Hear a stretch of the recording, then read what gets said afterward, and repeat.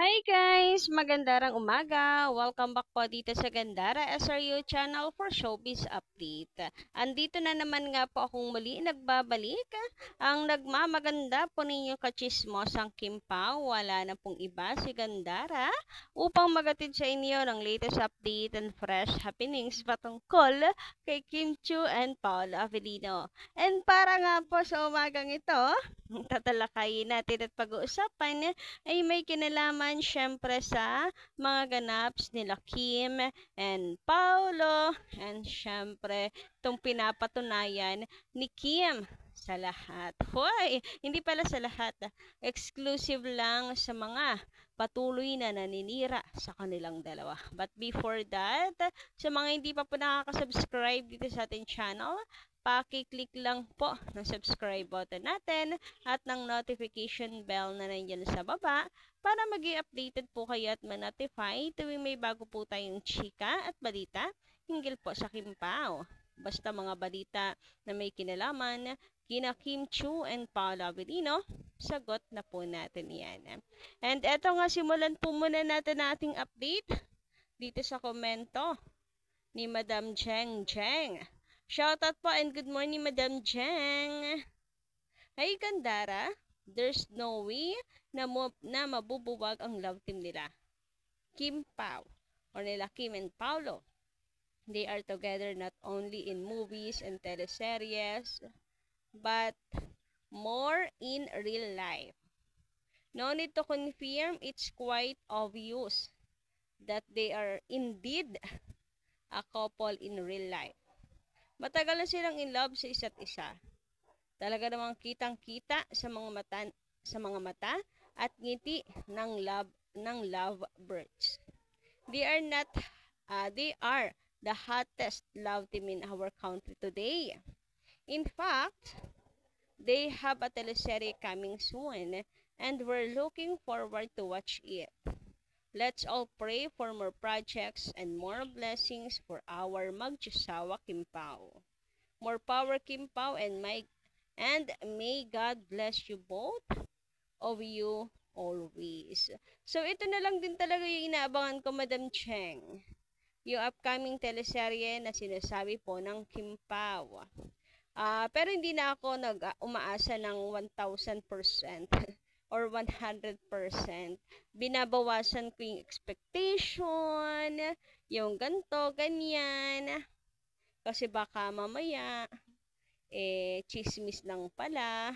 So, tamang antay lang. Kung meron, I'm happy. Super happy talaga buong buhay. Ang araw, talaga po, puno na kasiyahan ng puso. Pero kung wala, okay lang din naman. Alam natin na hindi kawalan ng Kim Pao, kawalan po iyon ng management. Alam niyo yon?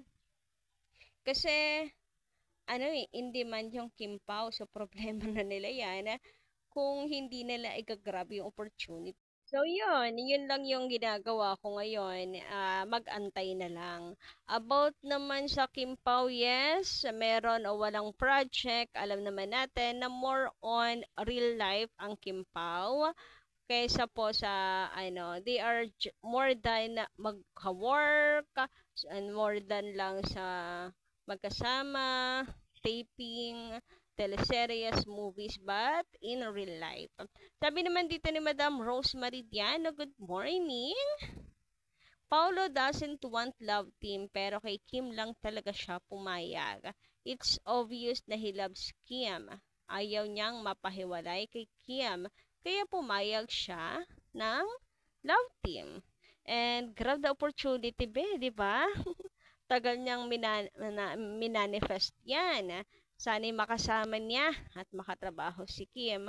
And yung mga dating post ni Paolo Avellino, abay hanggang ngayon, visible nakalagay. What about Paolo and Kim love team? Hashtag Kim Pao. Year 2015 ba? 17.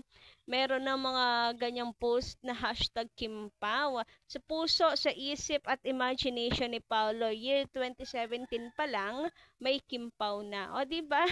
Nung nabigyan ng pagkakataon, syempre, grab the opportunity. na agad-agad. And yung pagkalipat pa lang niya sa ABS, talagang minamanifest niya na sana po ay makatrabaho niya si Kim. So, ito na yon.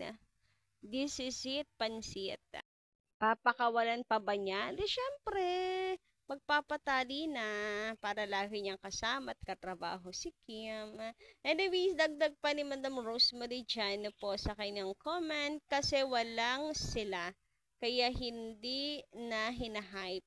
Si Alden parang ayaw ng love team. Gusto niya mapares sa iba. At tungkol ito sa sinasabi nila Ray Pumaloy sa kanilang sa Abante Radio na ang Kim Pao lang talaga yung patuloy na nagbibigay ng ayuda even wala na pong projects, wala na pong movie. Unlike sa Kat din at iba pang love teams, after the movie as in, nung matapos, biglang lie low na agad-agad. Yung as in, totally zero. Biglang nag-disappear. Wala na talaga. So, hindi naman daw kasi talaga sila. Kaya wala nang mga pahabol na ayudas, ganyan. Pero ang Kim Pao patuloy na meron. So, anong ibig sabihin? 'Di ba? Laging magkasama. So, nakakatuwa nga na hindi lang po tayo nagdidilulo. May katuturan, may pinagababasehan at dahilan talaga. So, yes, legit, Kim Pao pa rin. Sabi naman ni Jean Maribel Benjamin, basta ako gandara, panatag na panatag ang kalooban ko na sila na talaga. Masayang masaya ako dahil laging sila magkasama. Kim Pao forever. So, yun nga lang.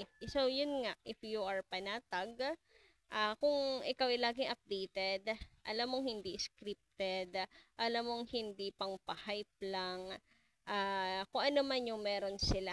Kaya team panatag pa rin talaga. Hindi nadadala sa kung ano man po mga issues na inilalabas na halata namang triggered lang, halatang ano lang po, dahil may balitang may gagawin na namang serye muli ang Kim Pao.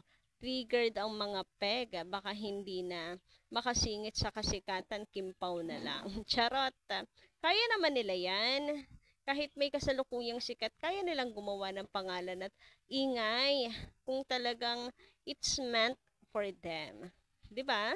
Anyway, dito naman tayo kay Ann Cortez na kung saan gusto pong makasama sila Kim Pao, Kim and Paolo sa pag-jogging and yung activities na ginagawa ng Kim Pao. Baka sa susunod, nakikita na rin natin si Ann nagbabike, jogging, and kasama na ka-gymmates na ng Kim Pao. Grabehan ngayon. For sure, maraming dulas serye. Si Ann Curtis sa Showtime yan, panagkataon. Marami siyang i-splook. Hoy, mga chismis. Hoy, alam niyo ba kahapon na nag-jogging kami si Kim at si Paul? Mga ganyang chismis. Hoy, excited na ako. Sana nga makasama nila Ann, sila Kim Pao. And sana nga matapos na naman yung kasalukuyang ginagawa ngayon na yan. Excited talaga ako sa mga bit-bit niyang chismis. Samantala, focus naman tayo ngayon sa Kim Pao. So, syempre, dito tayo sa mga larawan nito, yung video to rather ng Kim Pao talaga, makikita mo na in love talaga si Paolo kay Kim. And paano? Napakaganda naman talaga ni Kim Chiu. Ito yung dahilan kung bakit in love siya kay Kim. Mahusay din kasi talaga si Kim Chiu and talagang alam mo yon, more on personality of Kim talaga eh. Suwak sila although isang nonchalant, isang energetic, suwak sila. Basta sa personality ni Kim Chiu, yan dyan siya, mas in love kay Kimi. And of course, sa beauty ni Kim, grabe tingnan mo nga naman yan, oh. Dito sa video na to, ay grabe hang face card yan. Napaka-Diyosa ni Kim Chiu dito. Hindi pala, prinsesa. Grabe. Parang umiilaw kapag lumalakad kumikinang. Tapos, sabayan mo pa nga na pagkapanalo, kumbaga ay sa kasalukuyang nangunguna sa listahan ng 100 most beautiful faces 2025. O, di ba? Bongga talaga naman nga yan. Anyway, hanggang dito lang muna ang aking update. Thank you so much guys sa inyo pong pakikinig, pakikisama. Don't forget to click the subscribe button and notification bell for more updates. Maraming salamat.